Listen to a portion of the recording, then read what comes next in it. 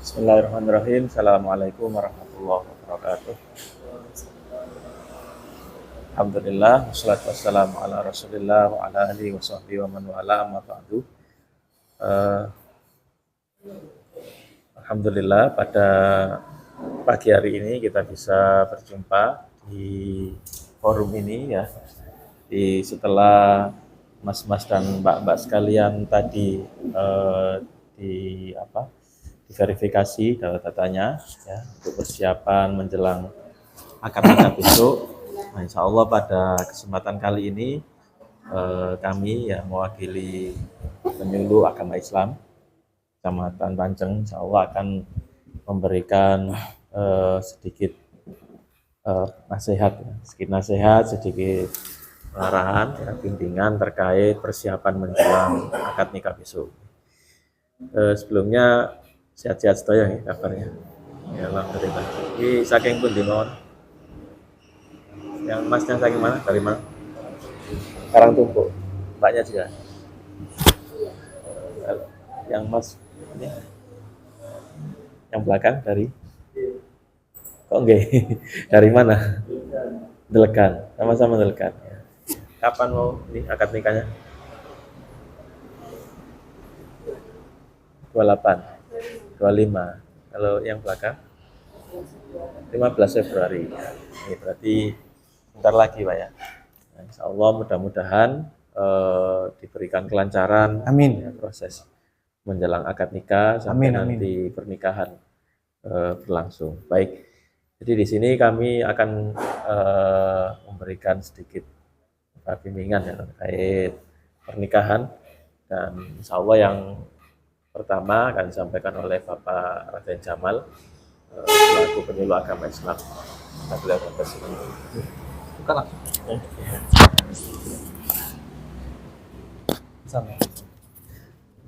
Bismillahirrahmanirrahim. Assalamualaikum warahmatullahi wabarakatuh. Waalaikumsalam. Alhamdulillah wassalatu wassalamu ala rasulillah ba'du.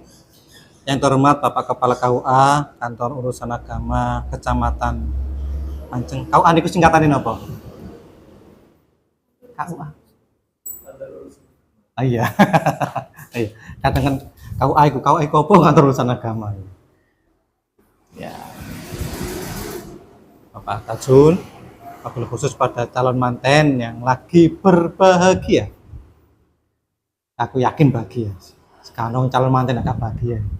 Tandanya guyu kabeh karena sing merengut. Kecuali sapa nikahane sapa sing gak bahagia iku? Gus sapa? Sing nggone YouTube lho sing dijodohkan iki lho. Gus sama Ning sampai gara-gara protes kemudian dia nggak pakai jilbab itu ya. Iya. Terpaksa ya. Ya. Kami akan sharing saja ya, sharing ngobrolan, sharing pengalaman. Nanti kalau apa yang kami sharing itu kok kurang pas nggih, tolong disanggah. Aku nggak setuju itu, nggak ngono kok ngono ya. Saya hanya sharing saja, mudah-mudahan ada manfaatnya. Menurut jenengan kira-kira ini kan jenengan nanti kan membentuk keluarga yang baru kan, dan tentu berharap keluarganya itu langgeng, ya kan? Ada nggak yang aku pengen setahun wae mari cerai? Kan nggak ada ya? Nggak ada. Kira-kira menurut jenengan apa saja yang membuat rumah tangga itu terus jadi berantakan, cerai gitu? Apa kira-kira? Komunikasi. Maksudnya kurang kepercayaan gimana? Saling tidak percaya, saling curiga. Terus apa lagi?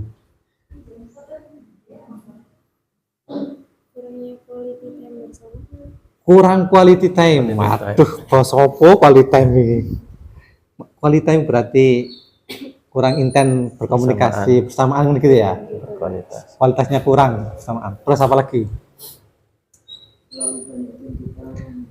Orang ketiga. Waduh iki. Maksudnya gimana? terlalu banyak tuntutan. Pengadilan Ah, ah. pusat itu Mm-mm. berapa ada orang yang cerai. Oh iya. Gara-gara Rata-rata kan mereka menuntut haknya. menuntut haknya. Haknya apa yang dituntut?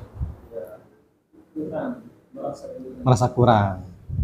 kurang Kurang bersyukur. Ekonominya kurang maksudnya. ya termasuk itu. Ekonomi. Terus apa lagi kira-kira? Oh, lali aku. Orang ketiga. Yang pertama tadi apa? Komunikasi, kemudian banyak tuntutan, quality time kurang, terus tidak ada kepercayaan. Terus apa lagi kira-kira? Lingkungan keluarga juga. Lingkungan keluarga juga. Terus apa lagi? Mas, belum 12, nyumbang satu saja. Apa? Tadi yang sampaikan oleh Ustadz Ajun tadi. Orang ketiga. Orang ketiga iso. Orang ketiga. Ada lagi kira-kira?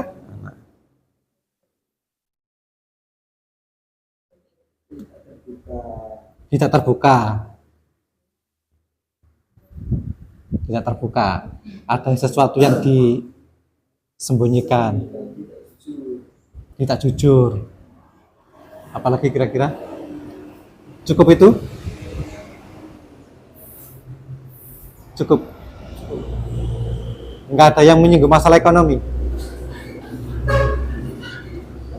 Berarti ekonomi bukan masalah utama. Orang bersyukur ya. Berarti itu ekonominya. Menuntut haknya. Tadinya mana? Iya. Tapi itu kan relatif ya. Iya. Ekonomi kan relatif. Maksudnya relatif itu ada kalanya orang itu walaupun dikasih belanja banyak, tapi tetap kurang karena dasarnya boros ya.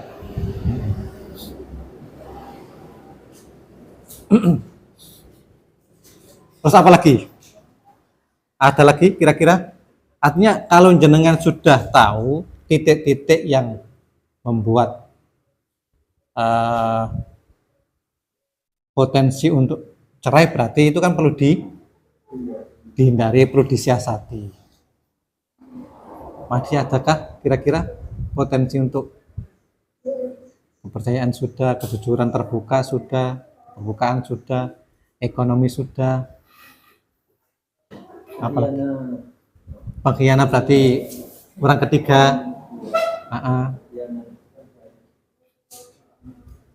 Perhatian sudah, komunikasi sudah, apa tadi Mbak? Quality time sudah. Masih adakah lagi?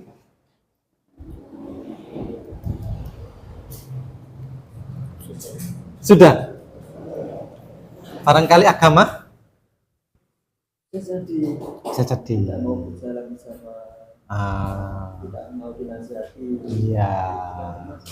Iya, betul. Itu nggak kalah pentingnya agama itu kan. Artinya begini.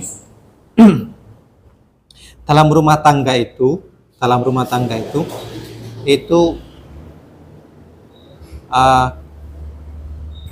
kenyataannya tidak selalu enak. Ini kemanten anyar sih enak-enak wae. Kemanten anyar enak-enak. Tapi kalau sudah 1 tahun, 2 tahun, 3 tahun, masalah itu akan satu persatu akan muncul. Mungkin yang tadi itu tidak terbuka, mungkin tidak jujur, mungkin. Tapi bagi saya, yang tidak kalah pentingnya adalah agamanya itu. Agama. Di beberapa kesempatan seperti ini saya tanyai, Mas Mbak, salah satu contoh saja yang paling sederhana, sholatnya genep gak? Rata-rata jawabannya apa? Sholatnya bolong-bolong. Sholatnya bolong-bolong. Loh Mas, ngarep nikah kok sholatnya bolong-bolong piye? Bolong-bolong. Aku yakin ini potong-potongan jenengan iki khusuk-khusuk kabeh alim-alim kabeh lah. Tentang sholat ya insya Allah sudah nggak bolong-bolong lah. Kan nggak bolong-bolong kan? Insya Allah nggak bolong-bolong. Yakin kan itu bolong-bolong. Ini potongan nih teduh-teduh nih. Nah, kenapa saya titik tekankan sholat? Ya karena di sholat itulah kunci perilaku seseorang. Kunci perilaku seseorang itu di sholat. Apa yang sampai jenengan tadi sampaikan itu macam-macam, ada quality time, ada ketidakjujuran, keterbukaan, itu saya yakin kuncinya ada di sholat. Kenapa? Inna sholata tanha anil fahsya'i wal munkar. Artinya ketika sholat itu sudah tertata, insya Allah sing jenengan sebutkan tadi itu insya Allah sudah tereliminasi dengan sendirinya. Ada penelitian. Saya baca itu di Amerika itu ada ilmuwan perempuan yang meneliti tentang sujud sholat itu loh. Dia non muslim, tapi ketika melihat orang sujud itu kemudian tertarik. Ada apa dengan sujud?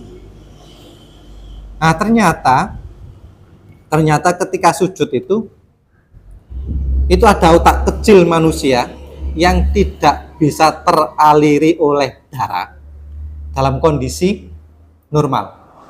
Dia hanya teraliri darah ketika dalam kondisi sujud. Artinya kalau dia sujudnya banyak, insya Allah otak kecilnya itu teraliri darah. Nah, fungsinya apa otak kecil tadi itu? Menurut penelitian yang saya baca itu, fungsinya adalah untuk mengendalikan emosi, mengendalikan perilaku. Lah, berarti ringkasnya ketika sholat sudah kita laksanakan rutin banyak, insya Allah perilakunya terkendali. Berarti yo sing jenenge nggak jujur iku yo terhindari, sing jenenge selingkuh yo terhindari, kan sudah terkendali kan. Sing jenenge tidak mau komunikasi yo terhindari. Bisa seperti itu. Apalagi ketika sholatnya itu arang-arang di rumah, kemudian jamaah sama pasangannya. Setelah jamaah dengan pasangannya, kemudian jipiki. Loh, jenengan kok guyu, Pak? Gak oleh, tak? Boleh enggak? Harus iku, mari jamaah terus jipika-jipiki ku harus. Dalam rangka quality time. Setuju enggak? Iya. Dengan jipika-jipiki itu, ya toh, rasa hati itu akan kayak apa ya? Kayak biar lega ngono lho. Hatiku akhir terus bunga ringan. Coba sekarang jangan dipraktekkan yo. Besok aja. Kalau sudah suami istri. Ngapunten, saya sudah nikah 22 tahun. Sampai sekarang masih jipika-jipiki ketika sholat itu. Anak saya sudah kuliah semester 4 yang pertama. Sampai sekarang masih jipika-jipiki. Tadi habis sholat, kemudian salaman, jipika-jipiki, enak. Sing asale kadang-kadang jengkel kepada pasangan, gitu. Begitu jipika-jipiki, plong, lega rasanya. Terus cair lagi perasaan. Mesti seperti itu. Ada kalanya kita itu dengan pasangan itu terus grundel iku ono kalane. Contoh umpamane. Sing lanang iki delek anduk sembarangan. Sing wedok protes. Wis dikandani bolak-balik, sik ndele nang kene wae. Iki lho panggonane, kan grundel. Mangkel. Nah, dengan jipika-jipiki terus engko mangkeli tadi hilang. Cair lagi hubungannya, enak lagi. Nah, insya Allah seperti itu. Maka tolong nanti kalau sudah menikah tadi, hal-hal yang yang memicu perceraian itu dihindari, ya. Terus kemudian kuatkan dengan agama, kuatkan terutama dengan sholat. Insya Allah dengan sholat itu, ya, apalagi dengan setelah sholat kemudian cipika-cipiki, insya Allah sing asaling brundel tadi plong atin. Kan ketika kulit dengan kulit bersentuhan, pek gini, mbok piye rasane kok mbok ujuk-ujuk lego hati. Sentuhan kulit itu. Nah, jangan diremehkan. Pasangan suami istri itu nyawang wae pahala. Apa maneh? Jenengan setuju ta nyawang tok wae pahala? Tak setuju. Gak setuju? Loh, masa? Loh, masa? Nyawangi mantul. Ono ta mangkel terus gelem nyawang iku. Ya ono tukaran kan nyawang. Tukaran. Iya, saya masih gak nyawang ngono. Nyawang tapi nyawang melotot ngene. Bukan nyawang itu Masih melotot. ngono. Iya. Bukannya ini kan melotot berarti, bukan nyawang berarti kan? Nyawang. Nyawang dengan seperti senyum. Nah, itu Pahala. pahala. Nah, Ini nyawang mendelek ya. berarti gak mendelik, iku gak nyawang, iku mendelik melotot. Kan bisa dibedakan antara melihat dengan melotot. Nggak ada orang ketika melotot aku melihat dia itu, melihat enggak, mesti jawabannya melotot, kan gitu ya. Loh, dengan pasangan melihat saja berpahala, apalagi jempol. Apa maneh nguyel-nguyel. Nguyel itu pahala loh. Berarti engko bojo sampeyan nguyel-nguyel iku alhamdulillah aku nambah pahala. Alhamdulillah nambah pahala. Iku kayak nguyel-nguyel dan yo sing lebih dari nguyel-nguyel. Tentu pahalanya lebih banyak. Maka suami istri itu ya setiap saat bisa bernilai pahala ketika dia menghadirkan hati. Karena dia menghadirkan hati itulah yang berpahala. Menjaga hati gak gampang. Dengan menjaga hati agar terus mencintai, memperhatikan, itu yuk. Nah, di situ itu nilai pahalanya. Soalnya ketika kita tidak suka dengan pasangan kita, ojo maneh nyawang. Ketemu wae enggak sudi. Gua ana bojone kono, nyingkur orang kono. Nah, parane reno pindah maneh. Enggak mau lihat. Nah, itulah makanya kemudian nikah itu adalah ibadah yang paling lama, dan setiap gerak-gerik kita ketika kita menghadirkan hati, insya Allah itu nilainya pahala. Baik direnungi, kalau nggak setuju ya monggo dikoreksi. Kira-kira setuju nomor ini? Setuju ya? Setuju. Yang terakhir yang ingin saya sampaikan, ini berkaitan dengan program pemerintah stunting. Stunting itu berarti anak kurang gizi, anak tidak normal pertumbuhannya. Suatu saat nanti jenengan pasti punya anak. Nah, jenengan nanti punya anak itu, saya doakan mudah-mudahan anaknya sehat, soleh-solehah, amin.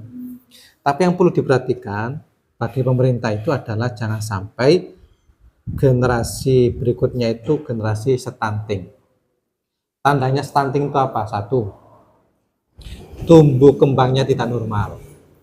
Nanti ketika dicek di posyandu, kan setiap minggu dicek itu, mestinya kan grafiknya naik.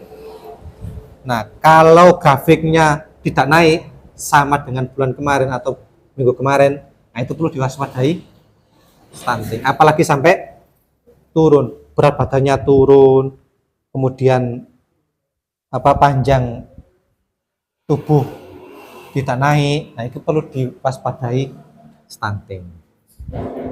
Yang kedua, tanda stunting itu tumbuh giginya lambat. Usia dia sudah penuh giginya kok dia belum penuh, berarti itu perlu dicurigai stunting. Yang ketiga, tanda stunting itu adalah baliknya terlambat. Baliknya. Yang laki-laki mimpi basahnya, yang perempuan headnya terlambat. Mestinya kan normalnya kan umur 9 tahun, 10 tahun sudah balik. Nah ini sampai umur 11 tahun, 12 tahun. Nah itu perlu dicurigai anak stunting. Nah kenapa pemerintah itu getol menghilangkan atau membasmi anak stunting?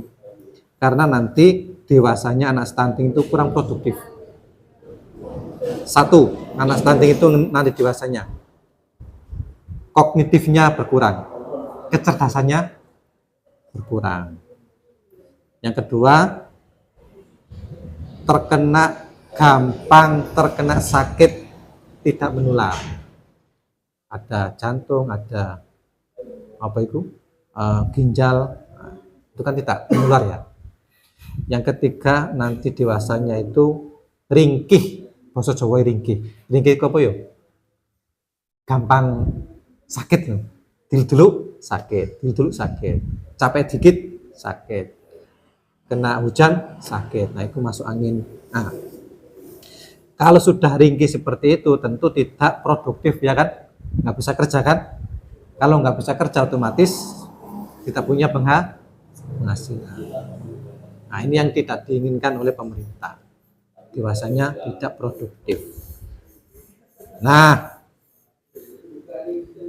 makanya, selain itu penyebab stunting itu adalah selain gizi itu adalah rokok. Jenengan rokokan? Rokok jenengan mboten? Mboten. Alhamdulillah. Rokok itu, kata Pak Dokter yang saya ikuti pelatihan stunting itu, rokok itu paling tidak mengandung karbon dioksida dan nikotin. Nikotin kalau terhisap anak berarti anak itu tidak doyan makan, nafsu makannya kurang. Nah, makanya dia susah makan. Dipaksa-paksa yo gak gelem. Yang kedua, kalau sudah terhisap rokok, rokok itu mengandung karbon dioksida. Karbon dioksida itu adalah tubuh tidak berhasil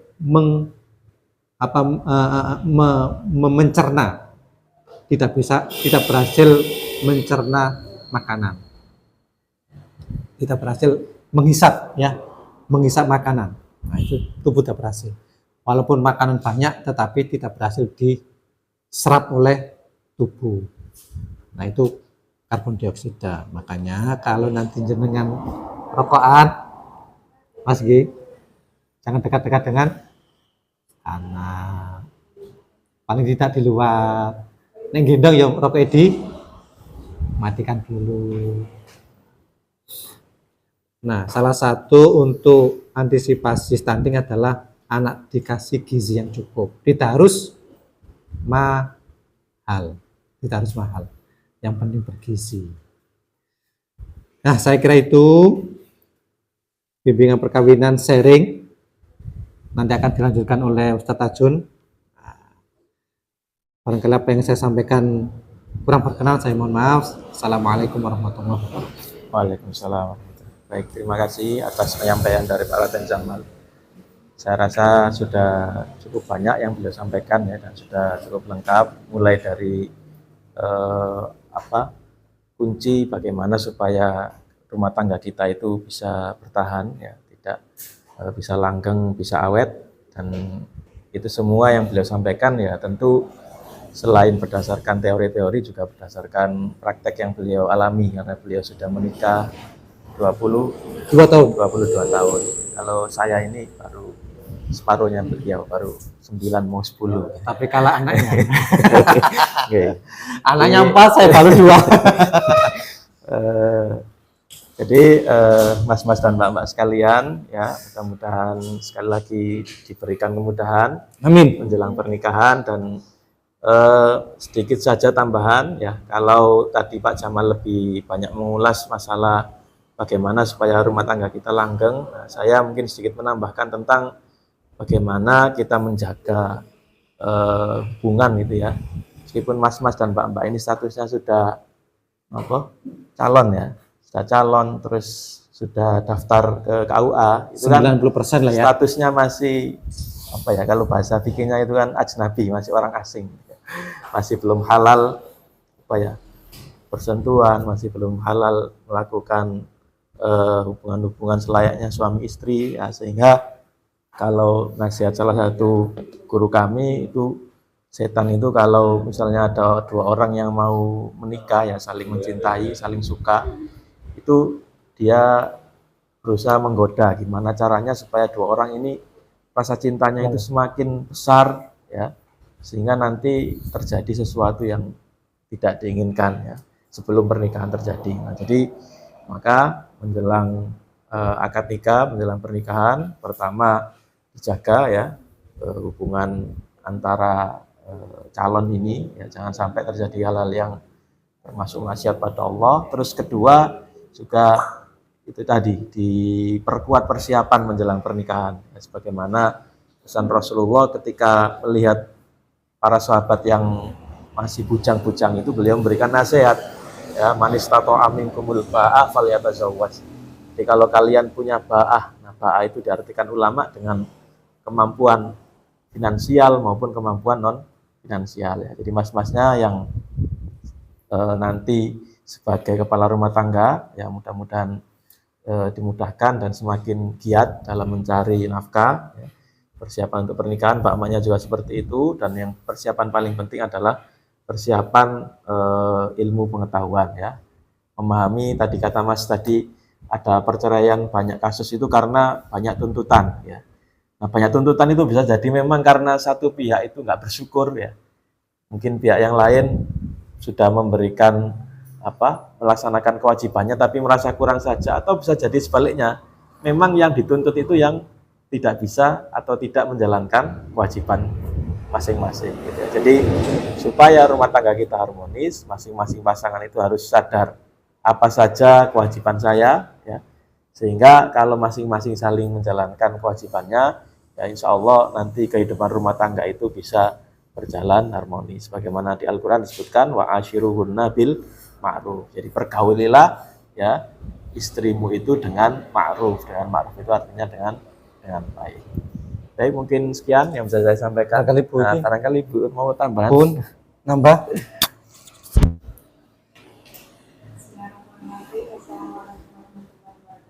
Waalaikumsalam.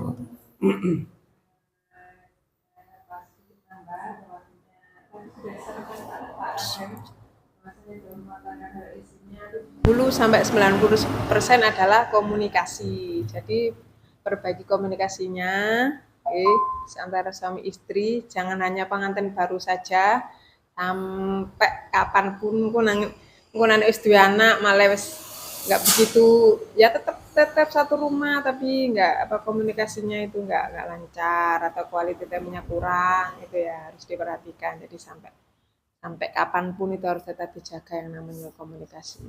Saling percaya, insya Allah nanti akan baik-baik saja. Ampun Pak, ngoten mawon. Baik, terima kasih kami sampaikan atas kehadiran Mbak-mbak dan mas-mas sekalian, juga para penyuluh, Pak Raden Jamal, Bu Onur Rafiqah. Ya, mudah-mudahan kita senantiasa diberikan rahmat Allah Subhanahu wa taala, dimudahkan segala macam urusan. Amin. Kami akhiri pertemuan ini dengan doa kafaratul majlis. Subhanakallahumma wa bihamdika asyhadu an la ilaha illa anta astaghfiruka wa atubu ilaik. Rabbana la tuzigh qulubana ba'da idh hadaitana wa hab lana min ladunka rahmah innaka antal wahhab. Shallallahu ala nabiyyina Muhammad.